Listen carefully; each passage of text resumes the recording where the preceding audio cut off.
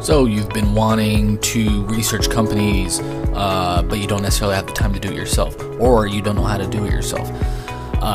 In this series of videos, I'm going to be going step by step through my entire process from beginning to end on how I find companies, what I look for when I do my initial research on the companies. If they pass my initial research, how do I value and evaluate them after reading their financial statement? I will go step by step, including valuations when we get to that point, in how to evaluate companies.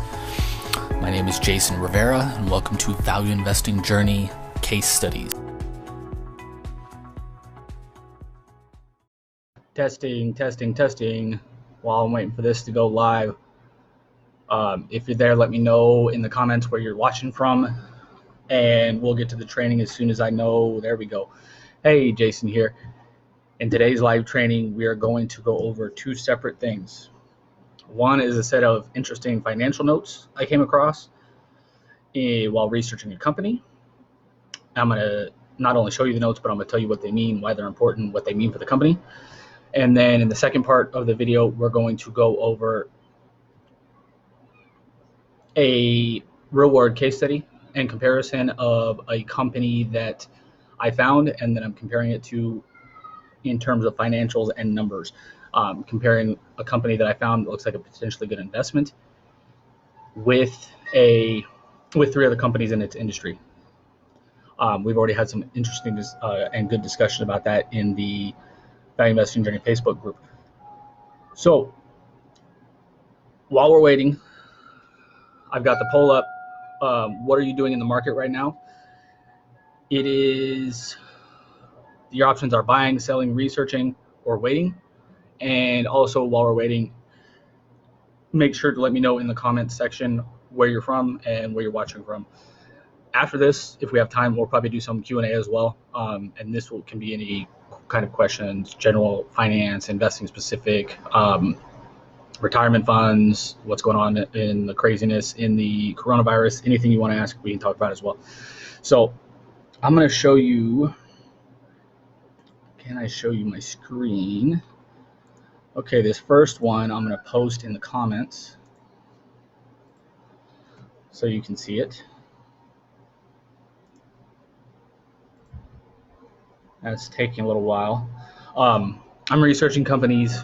For context to this, I'm researching companies for the first time in 5 years in large mass because of the crazy swings in valuations frankly, in the market.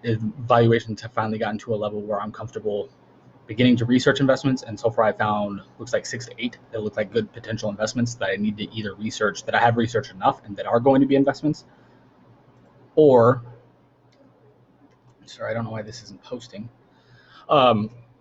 or that I need to do more research on. Okay, so I'm going to go back to this. Sorry about this delay. Do this.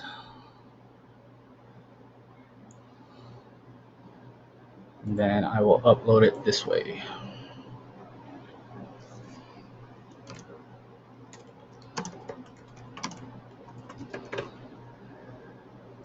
Because it's not posting the other way, let's try this. So I need you to see this. This is very important what we're going to go over.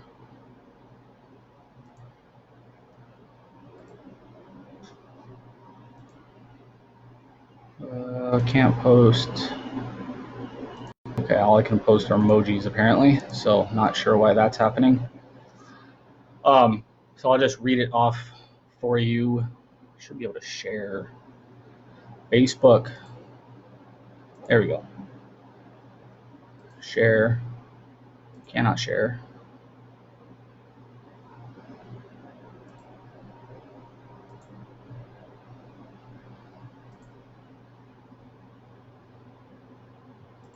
Okay.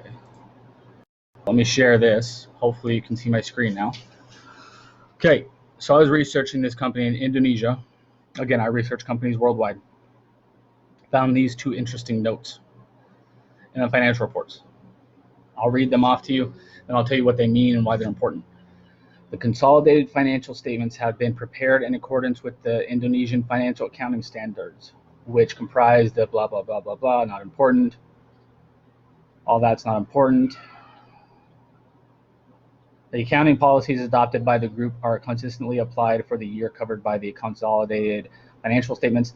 The consolidated financial statements, except for the consolidated statement of cash flows, have been prepared on the accrual basis using the historical cost concept of accounting, except as disclosed in the relevant notes in the consolidated financial statements herein.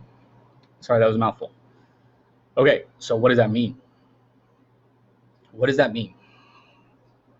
It means that the income statement and the balance sheet are based on the accounting concept of accrual basis. The cash flow statement is based on the cash basis. What that means, or let me step back. So there are two kinds of ways to account for things when it comes to stuff like this. There's accrual and there's cash. Accrual is what many public companies use, probably frankly most public companies use. I like cash basis better because it's actually based on cash in the bank. It's more conservative. It's generally, or it should be more truthful because it actually deposits into your bank account what you have gotten today or what you've gotten over the last quarter or month or whatever. Most public companies can't do that because they have to release quarterly financials or semi-yearly financials or annual financials, all that kind of stuff. So they do it on accrual basis. What that also means, that's what it means on kind of the technical level. What it means on a deeper level is that the income statement and the balance sheet are less based on real world numbers, which means they are not that they're less trustworthy. That's not the right word, but that you should base most of your analysis in terms of the real world, everyday economics of the company on the cash flow statement, which of course most of us probably know anyways. Most of us look at the cash flow statement after the balance sheet.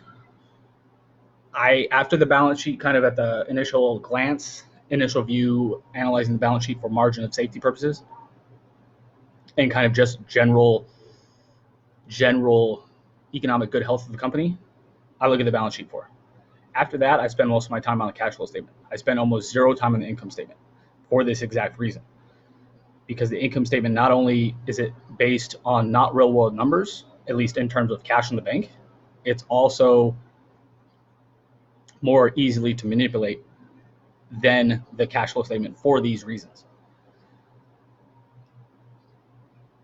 Yes, this is probably common knowledge to most of us here. Most of us here are probably value investors, deep value investors, and we know this. But I've never seen this. The reason I found it interesting, I've never seen this explicitly stated like this in a financial report. I don't think ever. I can never recall this. I found this super interesting, and I found it even more interesting that they broke it down to which statement is based on cash, which one's based on accrual. Again, I've never seen this before. So I thought this was super interesting. I wanted to share it with you.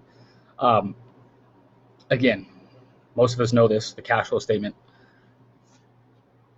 is more accurate of the two when it comes to the cash flow statement and the income statement. And frankly, it's most important based on the actual real world economics as well. Net income, frankly, to me isn't important at all. I can tell you what the net income is for pretty much any company I own. I couldn't even tell you if it was positive or negative. For the most part, I look at operating profits, free cash flow, and owner's earnings. Operating profits come from the income statement. Free cash flow is on the cash flow statement, and owner's earnings you have to calculate based on things in the cash flow statement and the balance sheet. So I just thought this was super interesting, and again, never seen this before. So wanted to share this with you. Next thing we're going to talk about is this.